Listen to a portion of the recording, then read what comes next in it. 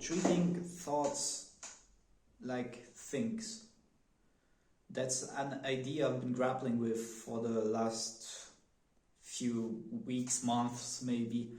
Um, Basically, you look at your mind like it would be a shelf, maybe a container, and every thought you maintain, every thought that goes through your head during the day, you can basically treat it like an item, like a thing, something tangible, more or less, and um, you detach yourself from your ego, like you get the maybe not impression, you get the you basically come to the conclusion that you aren't your thoughts.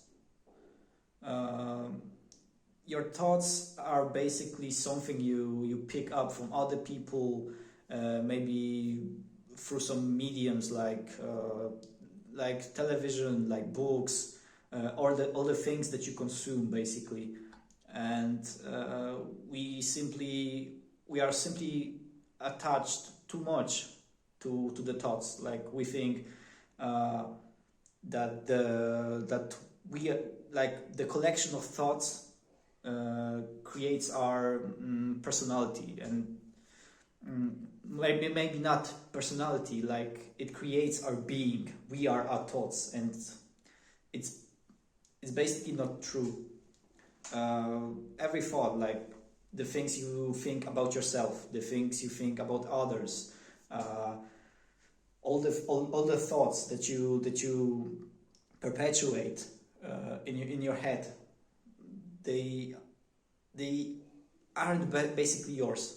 They like things that you put on the shelf. You can take the thing, you can take it off the shelf, you can replace it.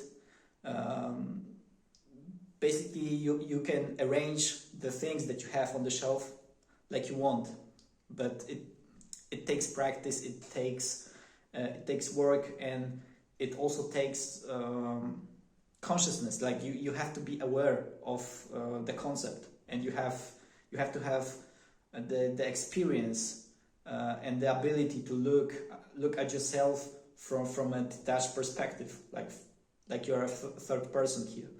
And I think meditation helped me a lot. I think 2 years ago, I've heard from a podcast. I think Joe Rogan had Naval Ravikant on his podcast, and he talked about basically, you can call it a challenge.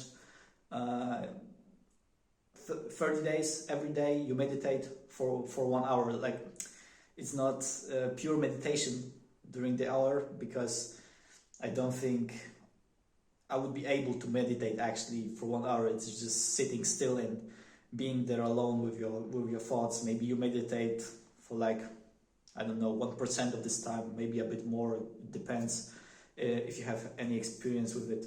And going through it, you gain a new view on your thoughts. Like you see something played in your mind, and you basically, like, you are conscious, you are aware that these things happen in your mind, and you're aware that sometimes it's not you talking to yourself. It takes practice. It's hard to explain actually, but gaining the ability to distinguish your thoughts, your true self, maybe. I don't know if it's even your true self, because there's something watching over your thoughts, and most of the time it's also having some opinion about the thoughts. And so you have a thought, there's another thought that thinks it has the perspective over this thought, and I don't know where the end is, but you can locate, you can get the awareness that maybe that you have a thought that actually doing you harm. It's doing you harm. So if it's harmful to you and you're aware of it, that's the first step to replace it. So building such a program where you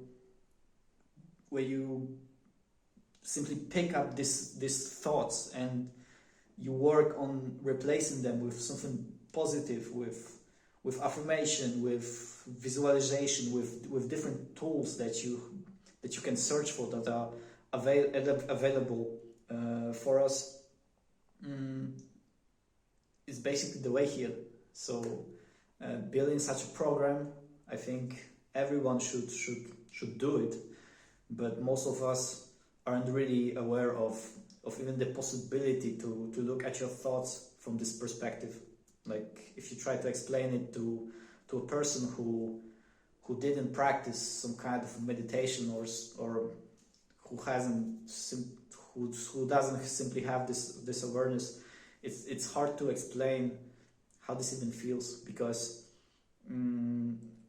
like thoughts wrapped in words are one thing, but there's also feeling here. So if you want to affirmate something and you maybe have a sentence or a combination of sentences which describes some kind of idea, but when you recite this to yourself, you feel something completely different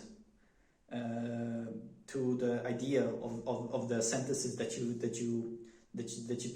you repeat to yourself, then the affirmation won't actually work like it's supposed to. So a thought would be like an idea, a feeling, maybe a picture, and there you have some words that are basically like a not even container, like they are a label basically. So a thought is built with a label, so with the words, with some kind of feeling attached to it, and maybe some kind of picture, and that's the thing that you have to get aware of. And I think these are like layers. So maybe you're aware enough to get to know that there's a sentence, so there are some words that you repeat to yourself, but it's not only the words, you have to get aware about the feeling. If you have these both, maybe with the picture, so these are three basically. You get the thought, you're aware of it, and you get to work.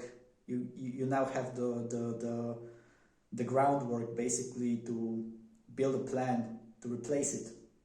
And I think that's something that I'm still working on. It's work in progress, and I think it's something that I will be working on until I die, basically. So it's a thought after thought, replacing, building myself up, and